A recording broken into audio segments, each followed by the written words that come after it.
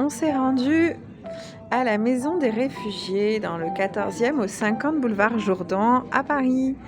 Et il y a un vernissage de nombreux artistes. Et vous pouvez déjà admirer là derrière moi les œuvres exposées. Voilà. L'endroit est hyper agréable, c'est lumineux, il y a des grandes verrières. On est vraiment bien. Il y a des petites tables. Il y a un petit piano. Et donc, il y a une dame là qui joue du piano. Je filme pas les gens pour pas déranger. Voilà, on va juste filmer les pieds. Voilà. Je vous montre les lieux. Il y a plein de livres en libre accès. Il y a un petit café, thé, tout ça en accès libre. Et un bel espace. Voilà. Alors, on m'a dit qu'ils vont changer d'endroit, ils vont aller dans le 15e. Mais c'est un lieu ouvert donc à toute personne réfugiée qui est sans papier à Paris. Bon, bah coucou Tiffaine. Salut. Donc, alors qu'est-ce que tu retiens de cet endroit ? Que c'est un endroit chaleureux où les âmes peuvent s'exprimer. Les âmes perdues peuvent s'exprimer. Il y a un piano, il y a des dessins accrochés sur les murs. Ouais, ça c'est l'expo qui va commencer. Il y a le vernissage aujourd'hui. Ouais. Et voilà, s'il y a une petite salle de projection pour un film. Ouais, en ce moment ils sont en train de regarder un film indépendant. Ok. Et toi Laetitia, qu'est-ce que tu retiens de cet endroit ? Alors moi, je retiens que, comme tu as dit, hein, Tiffaine, c'est un endroit très chaleureux, c'est très lumineux parce qu'il y a une belle verrière. Les bénévoles sont adorables, vraiment très gentils. Il y a plein de livres en accès libre. Ils font des activités artistiques. Toute personne vraiment réfugiée à Paris peut venir ici. Alors on m'a dit que ça allait changer d'endroit, hein, ça va passer dans le 15e. Okay. Et c'est géré par Emmaüs Solidarité. Donc un bel endroit franchement. Bon, salut tout le monde. Alors on est place Monge toute la matinée avec l'association Opéra & Co qui vient montrer un petit peu ses actions. C'est une association qui est jeune, qui a été créée en juin 2023. Et voilà, on va leur demander ce qu'ils font concrètement pour les personnes les plus démunies et comment ils rendent accessible l'opéra pour tous. Et là, on a la chance d'entendre la chanteuse.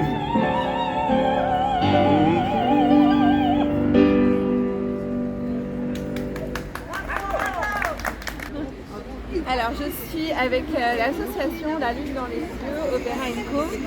Nadège, ici, chanteuse lyrique, va nous expliquer le but de son asso. Alors nous, on est une association autour de l'opéra, une association pluridisciplinaire, c'est-à-dire qu'on travaille avec plusieurs disciplines, opéra et théâtre, opéra, cirque par exemple, pour créer des projets sociaux grâce à la culture, on fait des projets sociaux. Par exemple, on a un projet cet été qui s'appelle Urban Opéra, c'est un mélange d'opéra, de breakdance et de théâtre.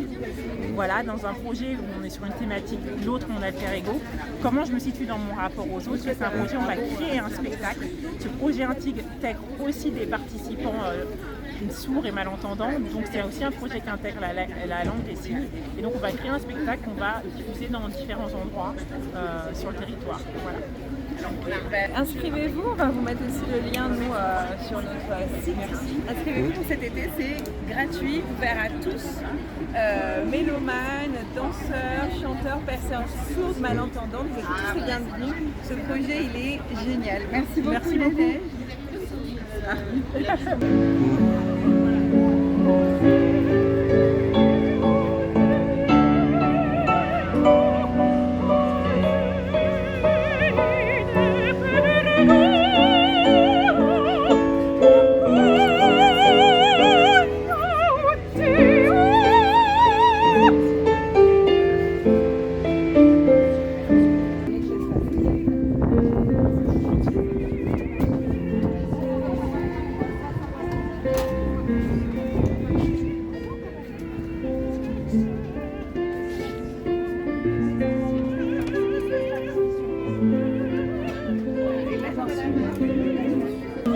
l'espace parisien de solidarité.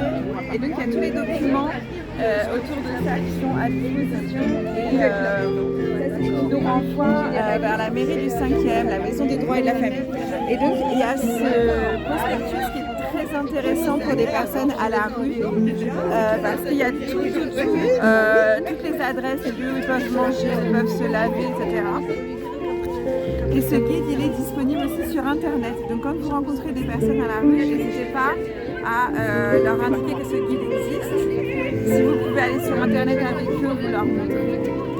Et voilà.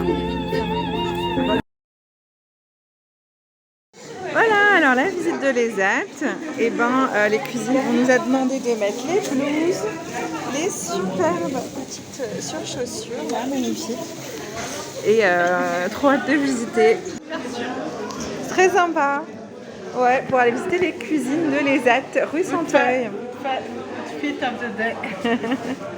Alors, on va nous présenter comment fonctionne une parmentière. Alors une là, parmentière, c'est incroyable. On met les légumes dedans. Ouais. Ça tourne. Ouais. Ça frotte. Donc, bien sûr, le couvercle est fermé. Hein. Ouais. Et ça, on met un peu d'eau. Ouais. Voilà. Génial. Je vais vous faire voir. Sans légumes. Ouais.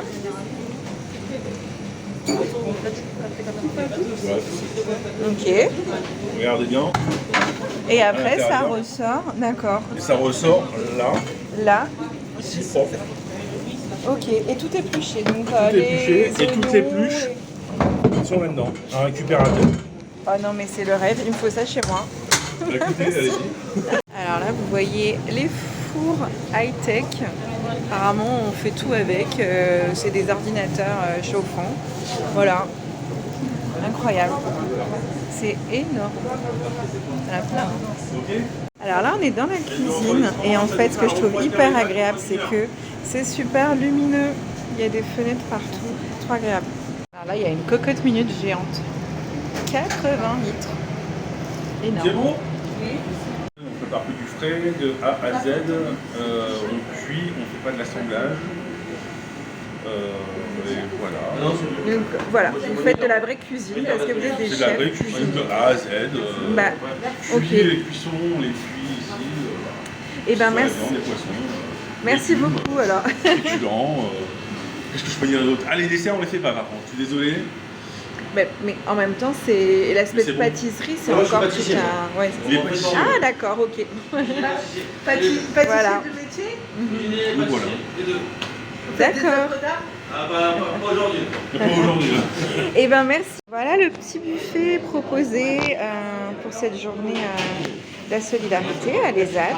Tout est hyper bien présenté. Ils ont tout fait maison. Et c'est trop mignon. Miam. Et jusque là-bas en fait. Miam, miam. Ça c'est mignon. Ouais, c'est trop on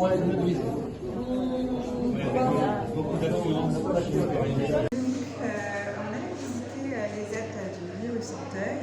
Et donc c'est un lieu où 68 personnes porteuses de handicap travaillent.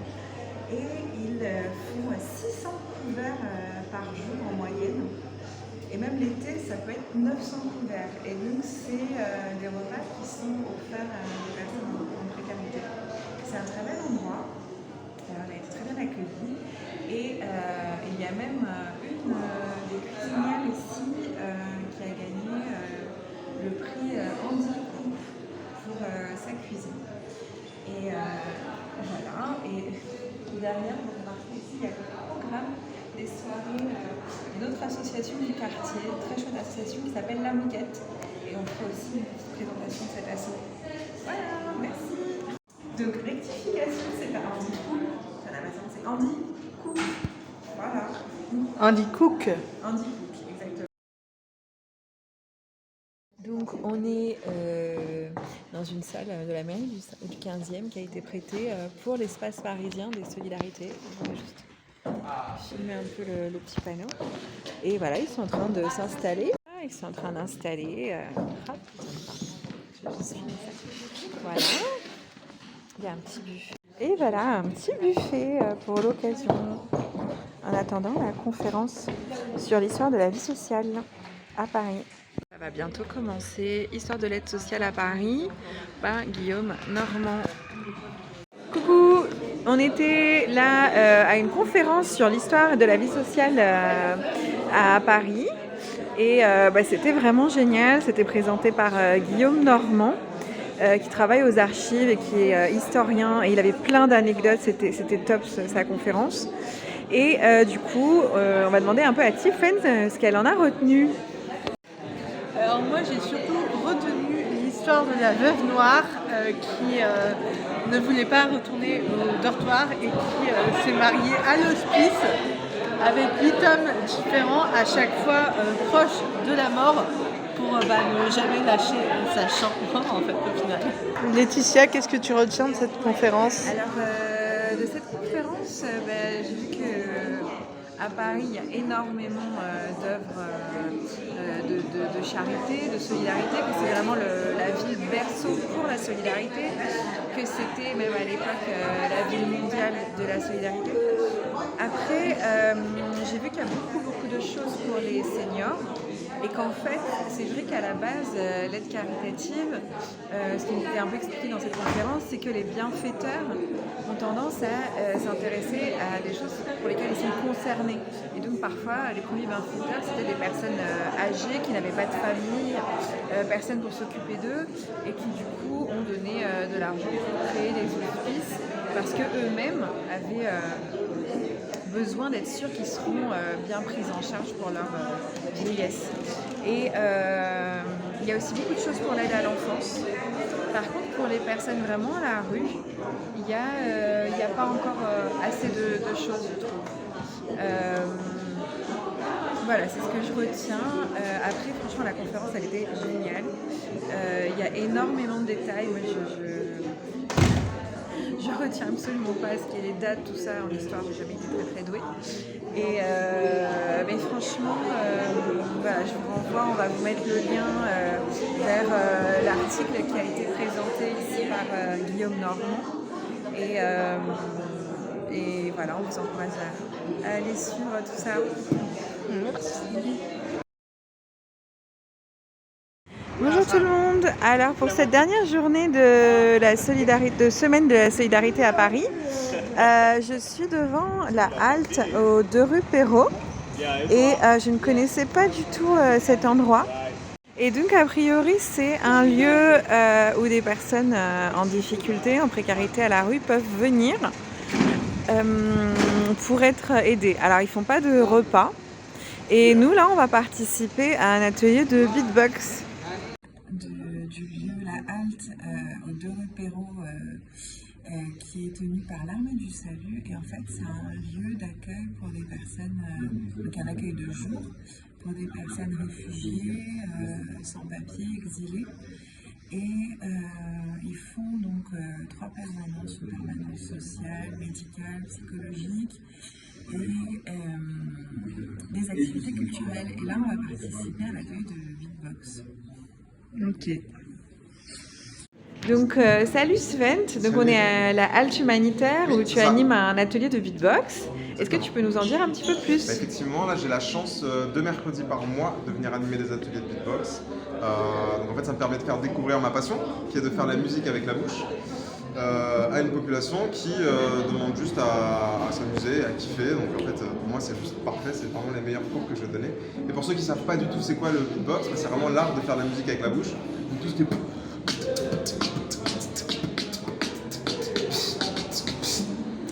Voilà. Ok, oui, ça a l'air très simple dit comme ça. Alors moi j'ai participé à ton atelier, c'était génial. Ouais. Donc ouais, et ben merci beaucoup Svent. De rien, merci beaucoup. Salut.